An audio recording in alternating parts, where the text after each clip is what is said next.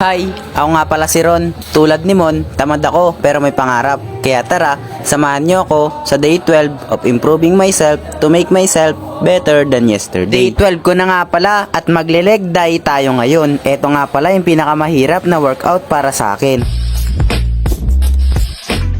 So, what's up sa inyo mga kasingkit? Papunta na nga pala tayo ngayon sa may pagjijiman ko. At kung mapapansin nyo nga, medyo late na nga tayo. At dahil tinapos ko pa nga kaninang 5 PM yung exam namin. Pero kahit late na nga tayong magbuhat, syempre pupunta pa rin tayo ng gym. And wala rin naman tayong oras na hinahabol. Habang papunta pa nga pala ako sa may gym, naabutan ko pa nga pala si Papa dito. Ayan, kung mapapansin nyo, napakaraming sticker sa may likod ng tricycle namin. Syempre, pagkarating ko nga pala sa gym, nag-warm up na nga kaagad ako. At eto nga pala yung unang workout pagkatapos kong mag-warm up. Nasasanay na nga din pala ako at parang nagiging daily routine ko na nga ang pagpunta sa gym. Tama nga yung sabi nila na talagang nakaka-addict mag-gym. At talagang maa-addict ka lalong-lalo na sa progress. Pero bago nga pala natin ipagpatuloy yung video na to, sa mga hindi pa nga pala naka-follow sa ating Facebook page, mag-follow na kayo para updated kayo sa mga paparating ko pang mga video. Sinibay ko na nga din pala sa leg day natin yung core at syempre pati na nga din pala yung forearm. Pero wala akong idea pagdating sa workout sa may forearm, kaya ganito na lang yung ginagawa ko. Gusto ko nga din pala kasing palakihin yung forearm ko, kaya sa mga may alam dyan na workout pagdating sa forearm, pa-comment naman dyan sa may comment section. Ito talagang leg day ang pinakamahirap na workout para sa akin. Ewan ko lang kung pati sa inyo. Dahil talagang solid na nakakapagod. At talagang dito tumatagaktak yung pawis ko pagdating sa may leg day workout. Kaya para sa akin, ito nga yung pinaka-intense na workout pagdating sa pag-gym. Kayo, ito rin ba ang pinakamahirap na workout para sa inyo? Comment naman dyan sa may comment section. Pagkatapos nga ng set, talagang sinusulit ko yung pahinga. At kung mapapansin nyo nga, yung pawis ko dyan, talagang tumatagaktak. Pero hindi naman talaga ako pawisin. Ewan ko lang kung bakit pagdating sa leg day, talagang pinagpapawisan ako. At dahil medyo late na nga pala tayong nakapagbuhat, eto, medyo marami na nga pala tayong kasama dito sa loob ng gym. At kung umabot ka nga pala sa part ng video na to,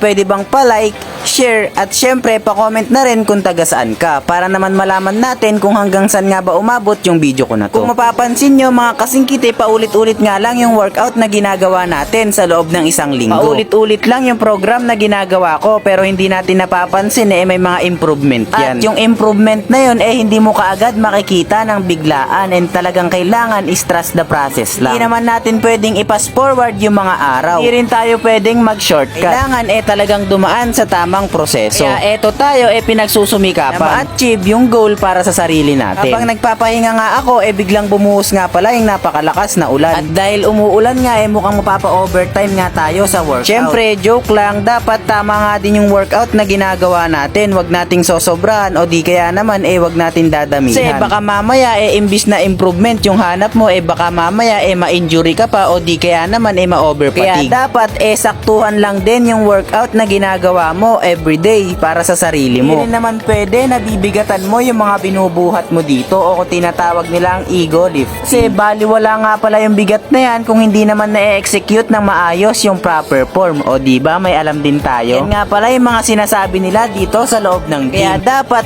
proper execution yung mga ginagawa natin para naman talagang solid yung karga sa may muscle natin. Kaya hindi pwede yung gusto mong i-shortcut dahil gusto mo nga palang bumilis lumaki yung build ng muscle mo, medyo mabigat yung mga binubuhat mo. To the point na hindi mo na ma-execute yung proper form. Di kaya naman hindi mo na matapos yung reps. So syempre, kapartner nga pala ng legs, eto nga palang calves. Eto na nga pala yung last workout ko ngayong araw. Eto din yung isa sa hindi dapat na mawala sa workout nyo pagdating sa leg day kasi nga kapartner niya to. Kayo mga kasingkit, ano pa yung mga sinasama nyong workout pagdating ng leg day nyo? Sa akin, bali 4 nga pala yung na-workout natin ngayong araw. Yung legs, core, forearm, at etong calves. O diba, naka-4 tayo pero kayang-kaya naman natin. So after ko nga palang matapos lahat ng workout ko, eto, hindi pa nga pala tumitila yung ulan. Pero dito ko na nga din pala muna tatapusin yung video na to. Salamat sa panonood. Kita-kits bukas. Peace out.